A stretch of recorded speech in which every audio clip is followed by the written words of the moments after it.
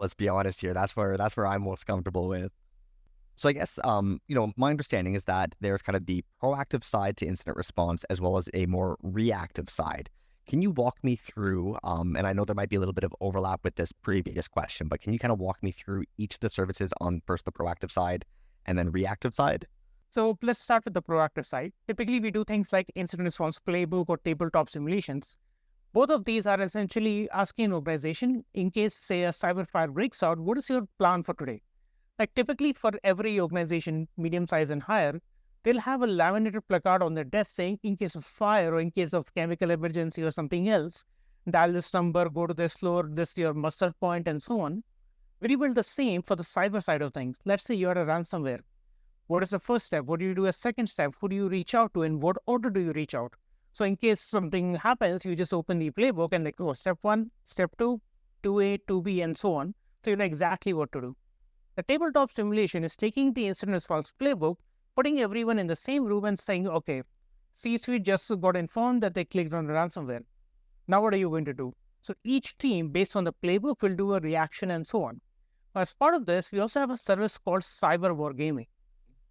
What we do for this is we involve the same people that are involved in the tabletop and the playbook and so on. We have them connect to a virtual environment. So we provide custom virtual machines and a VPN network to connect to our lab. And we have actual people from C-suite running actual malware. Now, typically, if you ask anyone this question, would you like to run ransomware without fear of consequences? And if it's in their own production environment, obviously there are consequences, so no one will say yes. But in our environment, when we give this option to clients, everyone just jumps to it. Everyone wants to run a ransomware because they'll never get to run it otherwise and not have to fear on what's going to happen next. So when you give C-suite the ability to click on ransomware without anyone blaming them for it and so on, or in general, no one can question them at that point, it just gives them more interest in doing the actual exercise and so on. So apart from ransomware, typically we'll give other malware as well to the C-suite. And the C-suite then at that point becomes something like the red team. And the rest of the staff that was invited to the tabletop as well as who were part of the playbook and so on, also have their own virtual machines to connect to the same environment. And that's what they're using to then go and react to all of the threats they're seeing. How will they contain the threat? Who will they reach out? Will they call the C-suite again and so on? The largest we have done was close to 300 people. It was spread across a few countries because the company was pretty big and so on. And they intentionally did not tell anyone manager and below because they wanted to check how well the team cohesion works. Like, will everyone actually sit together in the same room? And nobody actually sat in the same room. Some people sat in the cafeteria, some people sat somewhere else. There was no communication. There was absolute mayhem, and the company was essentially lost within 3 hours. So there was a lot of lesson learned. The C-suite was more happy than they were angry. Yes, they were angry at the staff for the lack of communication, but they were happy. They were able to test this out in a simulated environment versus their own production environment. So if a thing happens actually and so on, they know exactly what they can fix to get better. Versus you actually have an incident and you're on fire, and that's when you're figuring out how to get better. So it's just easier that way. And then when we move to reactive, and so one last in the proactive will be the SOC as a service. So we've already gone with that. The reactive, incident response, things go wrong, you're on fire and thing and so on, you call us. We'll jump right in. Our job is to identify where the threat actor is, if they're still in the network, kick them out essentially, find out what they have taken, how long were they there, what specifically did they access, and so on. Perfect. Now, I guess, are you able to talk about maybe what was one of your most challenging responses? Without naming the client, of course, but what made it so challenging and how did you guys overcome that? I'll say there were two different kinds that I would say challenging. One was over COVID, which actually helped us improve a lot of our remote capabilities as well. That client was spread in 26 countries.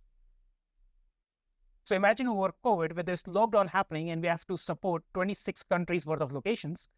We had to figure out how to get forensic clone of devices that have a dial-up internet. So we're looking at 56 kbps, remote sites, barely any working satellite internet. Even Starlink wasn't as prominent at that point, so it was hard enough in that area and so on. And we had to talk to people who were essentially mechanics, technicians, and so on, non-computer folks, to help us get the hard drives that we need and ship them new hard drives and configure things and so on. So half of our team was only deployed on IT support, just helping the client have better IT. They had close to 100 locations and they had 4 people in IT. So there was no way they could have done on their own. So half my team at that point, including the bench strength, is just doing IT support. Rest of us are trying to figure out how to do remote data acquisition, all the other things. And the problem with that client was some of their computers were last patched for the Y2K bug. So if you know, like some people may not be familiar with what the Y2K bug is. Essentially, the dates and all of the computers pre-2000 were set to 2 digits. So at 99, they were thinking that when it hits 2000, it might go back to 00 on 1080 instead of 2080. So that's the last time they passed some of the computers.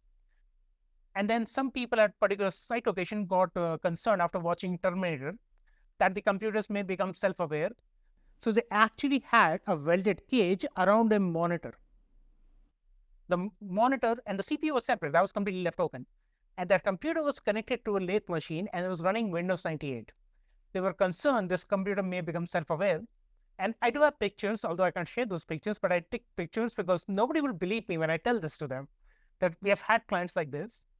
And they had a network that was so flat that if you're a contractor and you're connected to what is called a DMZ, specially computers meant to be in a separate zone, you could connect to any other device on the network. And by default, every user was a local admin, including the contractors. And that privileges also allowed them to access any servers on the network. How this company survived, we don't know. And how they did not get impacted earlier also, we don't know. Then we've had another client where we were the second company to be called for IR. The first company goes in, they start negotiating with a threat actor. The initial ransom was $3 million. And after they were done, it was $8 million. They were so bad at negotiating and they did not even tell the client they're negotiating. So while they're doing their incident response, collecting data and so on, they start the negotiating on behalf of the client. They enter the negotiation, they tell the client it's 8 million, and then clients start asking them how they can bring it down. And then someone lets it leak that it was actually 3 million initially. So the client is now angry at them for negotiating on their behalf without the authorization, negotiating so badly that even the threat actor put down a message to the client, I feel sorry for you. So if the threat actor is feeling bad about it, it's really gone bad. And then when they published the report of their incident response findings, they said there was nothing identifiable because everything was lost, corrupted, and so on. So the company reached out to their lawyer who recommended us to the company. So we go in and we ask for a copy of everything they have collected because after the collection was done, they recommended they wipe everything and reinstall stuff. So technically, no more evidence can be extracted. So we got all of the data that they had collected and we had more findings than them using the same data set. Literally the same data. We didn't even have as much time as they did. When we wrote our report, we compared it with the report they gave and it looked vastly different. Like we're talking about 2 different organizations. Turns out they actually sent the wrong report to the wrong client. So after that, in the end of the story, we're helping our clients sue the IR company. Not only that, they're not going to pay the $8 million, they're also not going to pay the $4 million for a wrong investigation on a completely wrong client for the report and so on. And no matter how much the IR company is blaming an intern for it, the thing with any IR report, even that we make for a client is, we of course have other people write the report.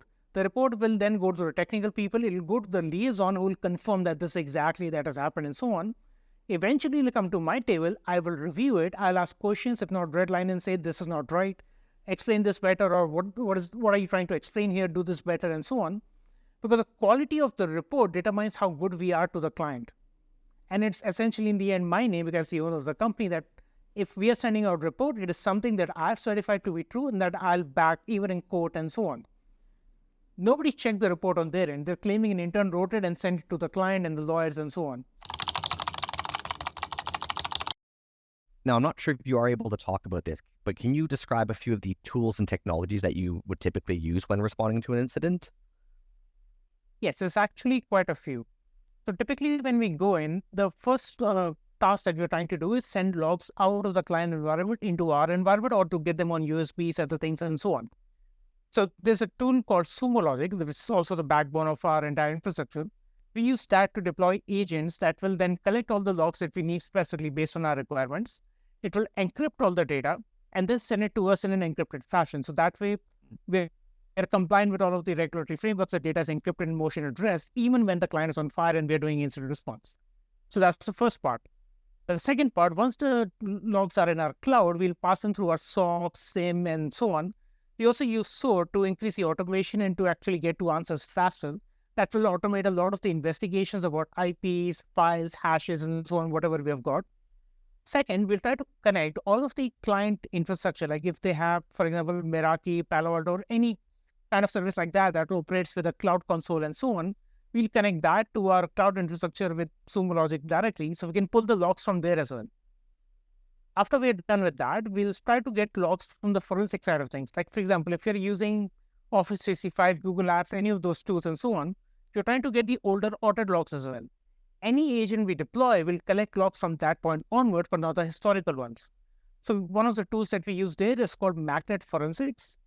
It's a tool that is used to essentially do forensic work and so on, but it allows us to pull up to 90 days worth of logs from all of the tools without much effort. Because if you did that manually, this will take you 3 to 4 days per user. But if you do it through Magnet, it might take 3 to 4 hours per user. So it's definitely faster at that point. And once we have the logs on our end, on one end, we have loginers going over the Zoom Logic and all the other tools we have got. Then for the endpoint, we also use a tool called an EDR, MDR, XDR, based on what purpose we're using it for. Our preferred one is Sentinel-1. And we have used that for a lot of IRs at this point. And typically when we go into an organization, we'll tell them we want to deploy our own EDR tool. And they will say, but we already have one. And I always like to tell them at that point, if yours was working, you would not have had the need to call me. So we'll go in, we'll deploy Sentinel-1, at least to have a second tool in there and so on. And then as we start going through all the devices, logs, and so on, the moment we find the malware, we'll take the malware and send it to our malware analysis laboratory. We're completely running in the cloud for that. Once we get a malware, we're actually running it on a Windows VM. Then after the Windows VM runs it and so on, we'll collect the memory dumps and all the other artifacts that have been generated, run it against another tool called Volatility, and then essentially get something that we can do what is called a string analysis to generate what is called as a Yara rule. A Yara rule is like an antivirus signature. So we'll take this Yara rule and the hashes and other artifacts generated, put it in Sentinel-1 on one end, and then we have another tool called Thor. So I know it sounds a little strange that Mjolnir uses Thor. Typically, Thor uses Mjolnir, if you're going with the Nordic side of things and so on. So we use Thor. Thor is not of our making. It comes from a German company. So in Thor, we'll take the Yara rule, we'll take all the hashes and so on, and we'll deploy that in the client environment to again scan all the devices. EDR tools will take their time because they're doing a thorough and comprehensive analysis of the hard disk and every file out there. But with Thor, we're specifically hunting for the malware file. So we had an incident for a client, about 4,000 something endpoints. We deployed all of our standard tools and so on. Within the first 4 or 5 hours, we had the Yara rules and everything else created. In the next 3 days, we used Thor on every single device. And we found every single instance that had the malware on it, which was out of 4,000, about 50 devices. Then we did forensics on those 50 devices, and we found specifically how the threat actor moved from all the points across to the final point, all the things it connected to, and so on. All of these tools are not exactly manual deployment. They're with almost 100% automation. So once we deploy them in the client environment and so on, we have got our own backend integration between all of them. So that's how we're able to do IRs at a rapid pace, because we have got a really good set of tools or data we can use to analyze at a very rapid pace. We've got a lot of tools with integrations and automations built in, because at this point, we have done more than 500 IRs. We're around 502 right now. And at this point, we've seen every technology stack that exists and how it can fail in every spectacular fashion. So after going through each IR, we built a procedure, or what we call parser, for every tool, every technology, everything that can exist. And now we have got an automation for all of them. So typically now when we do IRs, it takes us almost no time. Like the big retail chain we did it for, that was our fastest IR. From getting into identifying how the compromise happened, 3.5 hours. And they have more than 5,000 computers.